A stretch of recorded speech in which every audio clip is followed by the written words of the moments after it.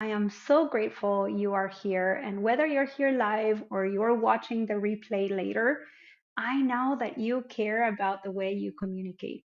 And you know that the way you communicate has an impact in your life, in your relationships, and the life of others.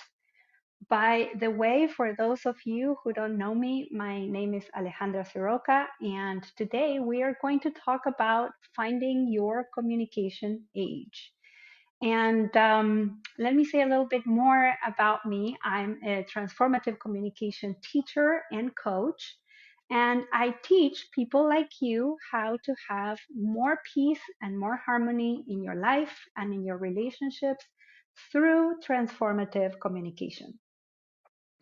Now, of course, every day is special, but today, for me, and hopefully for you, is extra special because it's the first time on a live that I invite a guest. And my guest is very special. She is someone whom I admire, I continuously learn from.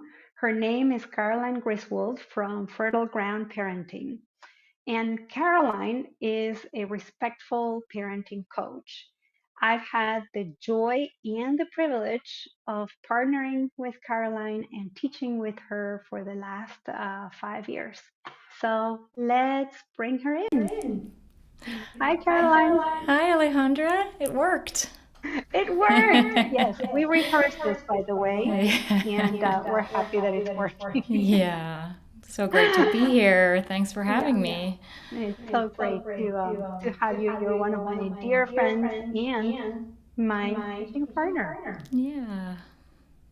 So, something that I have noticed when I work with clients is that when they struggle to communicate something, say when they struggle to apologize or they struggle to express their feelings or ask for what they need, is that when they're struggling, they're not communicating in their current age. Hmm. Have you noticed that? I have. Yeah. It's like when they communicate, even as an adult, it has the feeling sometimes, or even the sound sometimes, of being a younger person, right?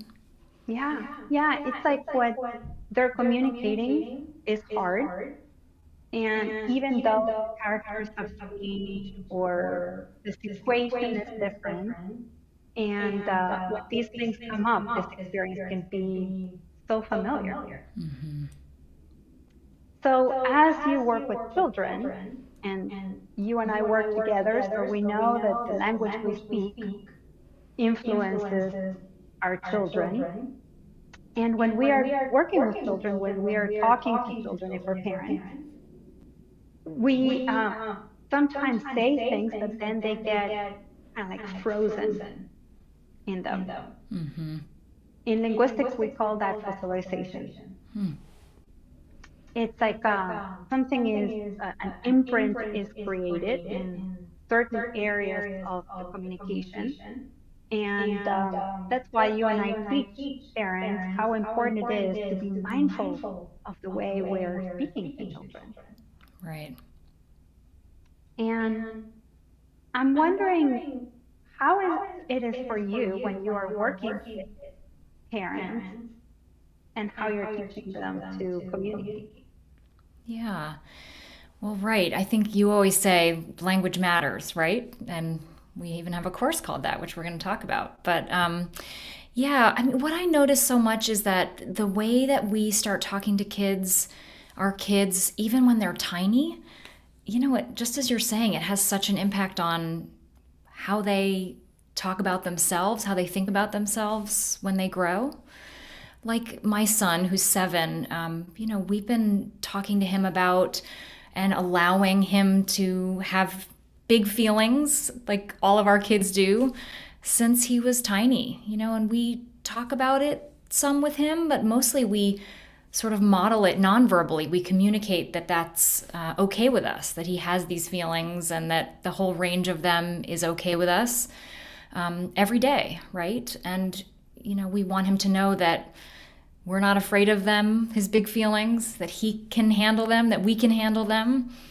we feel like this is a message we really want to communicate and something that we didn't get ourselves when we were children, you know, my husband and I. So he's been really, Oh, wait a second, yeah. Caroline. Sorry, I'm getting here on the chat that there's an echo when I speak, Oh, okay.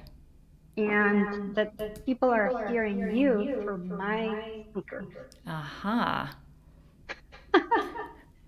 So, maybe what I can do is that I mute myself when you speak, and then you mute yourself when I speak. Let's try Okay, that. let's see. Okay, so I'll mute myself for a few seconds and then wave or something, and then I'll unmute myself. Let's see how that Okay. goes. All right. I wonder, maybe someone will give us feedback and hear how it is now, and then I'll mute myself when you speak. Okay. So, anyway, yeah, so we've been really trying to give that message to our son since he was tiny. And, you know, I'll always remember he went to kindergarten last year. He's just finishing his first grade year this year. And when he was in kindergarten, you know, a lot of big feelings were coming up for him. He was just having a lot of new experiences. Kindergarten was hard for him, and he was witnessing, you know, other kids having experiences and big feelings.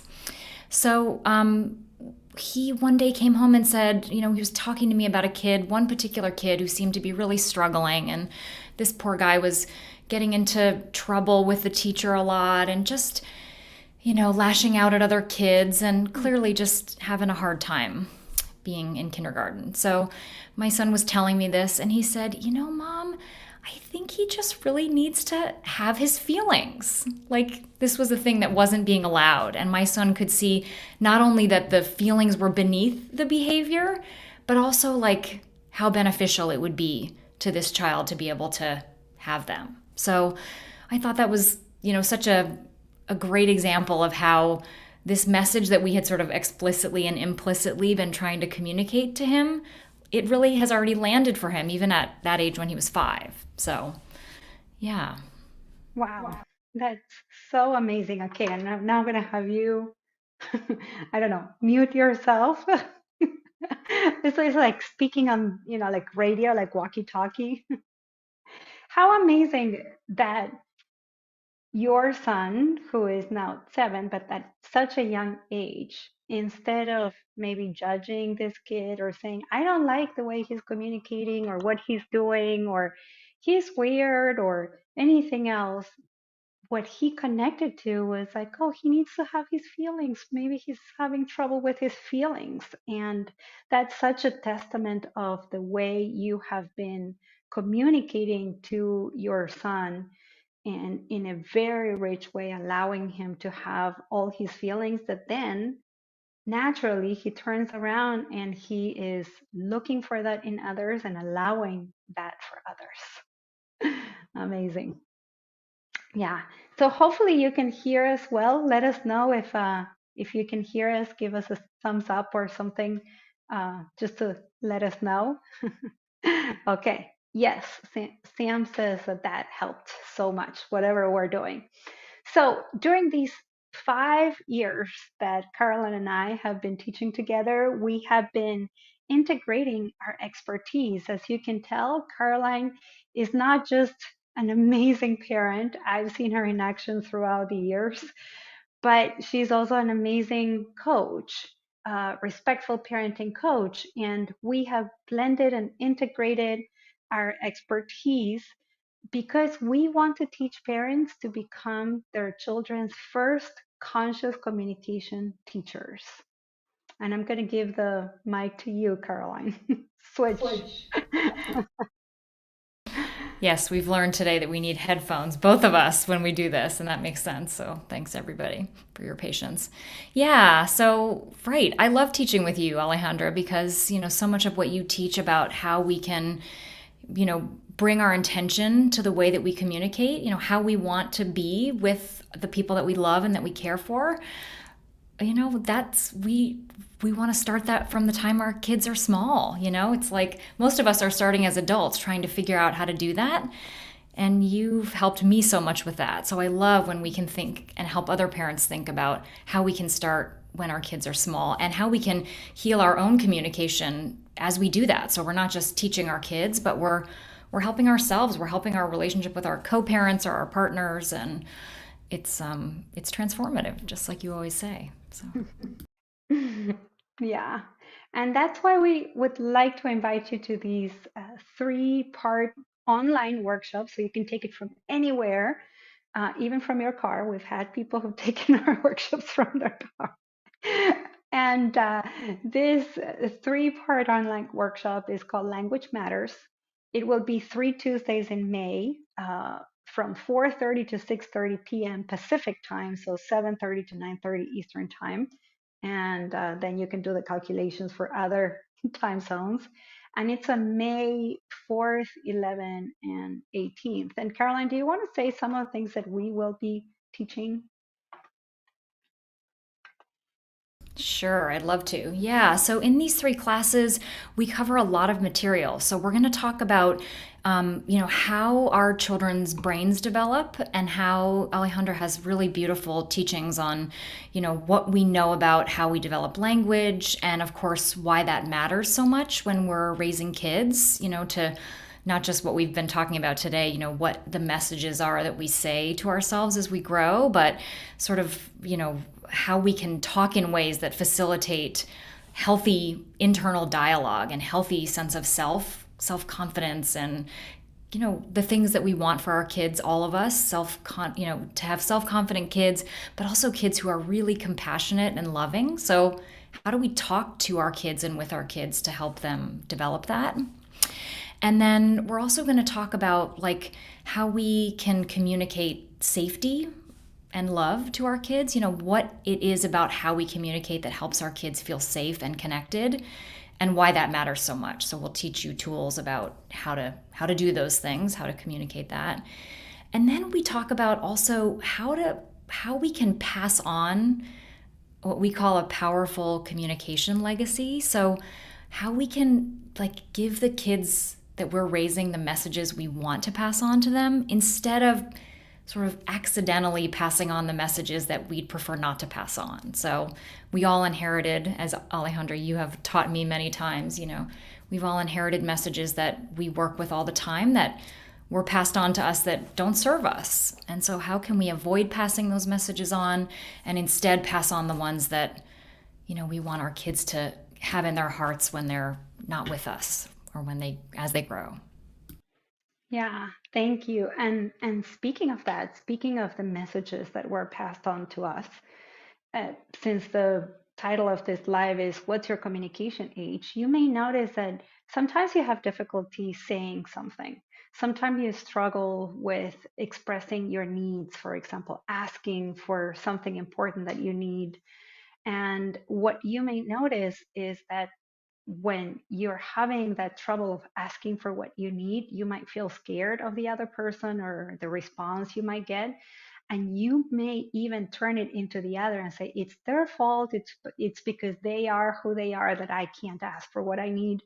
But then if you were to really connect to yourself, you would find that it doesn't only happen with this particular person in this current situation, but it happened before, and it usually happens with people around you when you need to ask for what you need. And that has happened through the years, whether it was with your boss or a partner or a family member or a close friend. And even though the characters might be different, the circumstance is different. What is the struggle, or what is the same, is that difficulty to ask for what you need. And when that is difficult, it's not because of the other, or it's not because of the particular situation. But when you go within and you do some self connection and reflection, what you see is that this has been there for you for a long time. And it's been there for you because of some messages that were passed on, or the communication that you learned when you were a child, and what happened when you were a child and you asked for what you needed and the response you got. So this is how you're able to find your communication age. If you're able to connect to the fact that it's not the circumstances or the other that make your communication difficult, it's something that has been with you for a long time.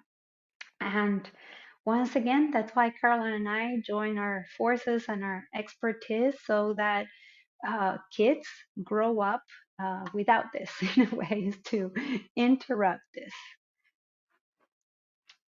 Great. Thank you so much for having me. It's such a joy, and I hope we get to connect with more lovely parents who want to do this work that you're so inspiring us to do, Alejandra. Oh, thank you, Caroline. I love learning from you and teaching with you. And whether you are a parent or not, just you may be around little ones. Imagine if we could have a world where kids have no harsh inner critics and they grow up as adults with no harsh inner critic. Imagine what the world would be like if we have adults who do not question that they belong or their sense of worth, or who have no trouble asking for what they need. What a world that would be. So, thank you so much, Caroline, for joining me. Thank you, everybody, for joining us. And I hope you'll check us out at Language Matters. And if you're not a parent, but you have parent friends, send this to them. Bye.